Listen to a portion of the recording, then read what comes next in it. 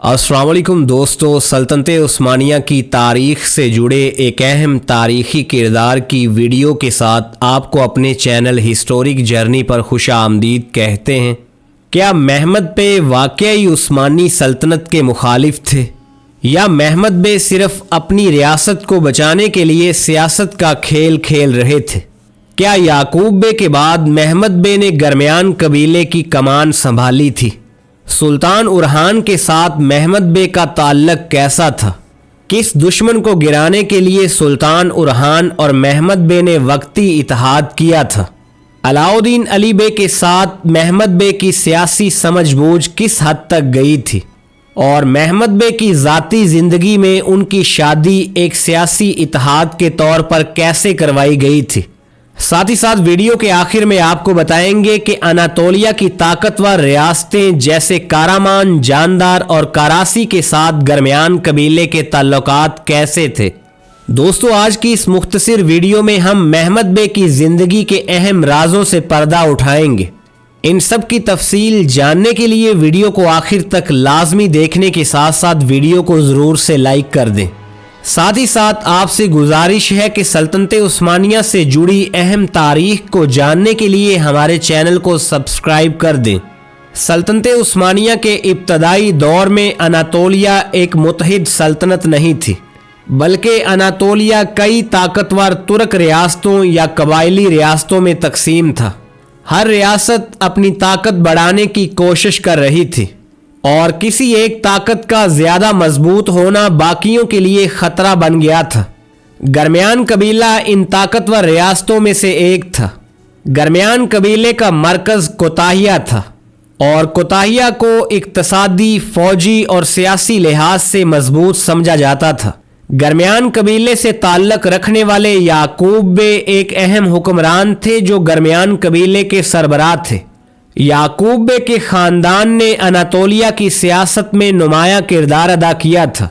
याकूब बे के बड़े बेटे महमद बे इसी सियासी माहौल में परवान चढ़े थे, जहां महमद बे ने अपने वालिद याकूब बे से जंग और सफारतकारी जैसे अहम हथियार दोनों सीख लिए थे। तारीखी एतबार से महमद बे सिर्फ तलवार से नहीं बल्कि सियासी हिकमत अमली से भी मामलात को संभालने की कोशिश करते थे। यही वजह थी कि महमद बे बाज़-उक़ात उस्मानियों के करीब नज़र आते थे और बाज़-उक़ात उस्मानियों से बहुत दूर नज़र आते थे। उस्मानी सल्तनत के बढ़ते हुए असर व रसूख ने अनातोलिया की दीगर रियासतों को परेशान किया था, क्योंकि उस्मानी रियासत तेज़ी से अपनी सरहदें वसी कर रही थी।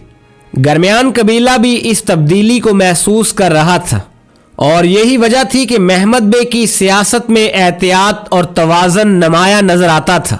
महमद बे को उरहान बे का मुकम्मल दुश्मन कहना दुरुस्त नहीं होगा। महमद बे के उस्मानी रियासत और उरहान बे के साथ ताल्लुकात बहुत ज़्यादा लचकदार थे, जहां सुल्तान उरहान उस्मानी रियासत को मजबूत करने में मसरूफ़ थे। उस्मानी रियासत की बढ़ती हुई ताकत हर ताकतवर पड़ोसी रियासत अपने लिए ख़तरा समझ रहा था। गरमियान कबीला दोनों हैसियत रखता था, इसके लिए दोनों जानब से सफारतकारी अहम रही थी। गरमियान ख़ानदान और उस्मानियों के दरमियान शादियों के ज़रिए भी ताल्लुकात बेहतर बनाने की कोशिश की गई थी, जहां सुल्तान उरहान के छोटे भाई अलाउद्दीन अली बे की शादी महमद बे की बहन गोंजा खातून से हुई थी। ये शादी भी दोनों रियासतों के दरमियान अमन का जरिया कायम करने में नाकाम रही थी। अलाउद्दीन अली बे उस्मानी रियासत के इंतज़ामी और सियासी मामलात में अहम किरदार अदा करते रहे थे। महमद बे और अलाउद्दीन अली बे के ताल्लुकात को ज़्यादातर ज़ाती ताल्लुकात की बजाय सफारती नोयत का ताल्लुक समझा जाता था। दोनों जानिब से बराह रास्त जंग से बचने और सियासी इस्तेहकाम को बरकरार रखने के लिए मुज़ाकरात और राब्ते होते रहे थे। महमद बे की ज़ाती ज़िंदगी, शादी और औलाद के बारे में ज़्यादा तारीख़ी मालूमात नहीं मिलती। ये सवाल भी अहम है कि क्या याकूब बे के बाद महमद बे ने गरमियान कबीले की मुकम्मल क़ियादत संभाली थी, लेकिन महमद बे की सियासी और फौजी कुव्वत को देखते हुए याकूब बे की वफ़ात के बाद गरमियान कबीले का रहनुमा मुकर्रर किया गया था। گرمیان قبیلے کے دوسرے بیلکوں جیسے کارامان اوغلو، جاندار اور کراسی ریاست کے ساتھ تعلقات بھی بدلتے رہتے تھے۔ کارامان قبیلہ اکثر عثمانیوں کا سخت مخالف سمجھا جاتا تھا اور وہ دیگر ریاستوں کو عثمانیوں کے خلاف متحد کرنے کی کوشش کرتا رہتا تھا۔